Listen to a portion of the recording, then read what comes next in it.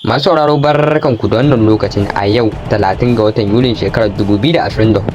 za ku saurari labaran wasannin namu kai tsaye daga nan Super Hausa News, inda za ku cewa kungiyar kwallon kafa ta Arsenal tana ci gaba da barcin dan wasan gaban Napoli da Nigeria Victor Osimhen mai shekara 25. Ita kuma kungiyar kwallon kafa ta Napoli na nabarin yadda za ta dauki dan wasan gaban Belgium da Chelsea Romelu Lukaku mai shekara 31 a wata yarjejeniyar za ta kai ga musayan dan wasan Nigeria Victor Osimhen, inda ku ji a kungiyar kwallon kafa ta Everton za ta gabatar da tayin dan wasan tsakiyar Stamford Bridge Strasbourg da Senegal mai shekara 20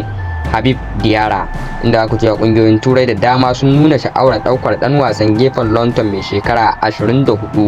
Tahith Chong a kan kuɗi da ya kai euro miliyan 10, inda ku cewa kungiyar kwallon kafa ta West Ham za ta gabatar da tayin dan wasan tsakiyar Faransa da Monaco mai shekara 25 Yusuf Fofana, amma rahotanni na nuna cewa dan wasan ya fi sha'awar ya koma kungiyar kwallon kafa ta AC Milan, inda ku cewa tsohon dan wasa mai tsaron ragar Manchester United David De Gea mai shekara 33 ba zai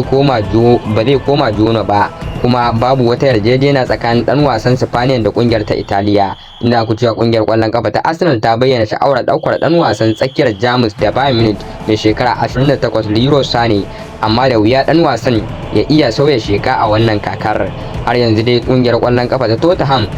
bata kulle wata yarjejeniya ba don sallamar dan wasan Brazil mai shekara 25 Emerson Royal, wadda kungiyar kwallon kafa ta AC Milan ce ci gaba da barcin dan wasan. Dan wasan gaba na Villarreal da Chile mai shekara 25 Ben Brereton Diaz ya isa Southampton domin duba lafiyarsa gabanin komawarsa kungiyar gasar Premier, a cewar Football Insider. Duka daga nan ne karshen labaran namu yau, sai ku tare mu a wani lokacin idan mai duka ya so.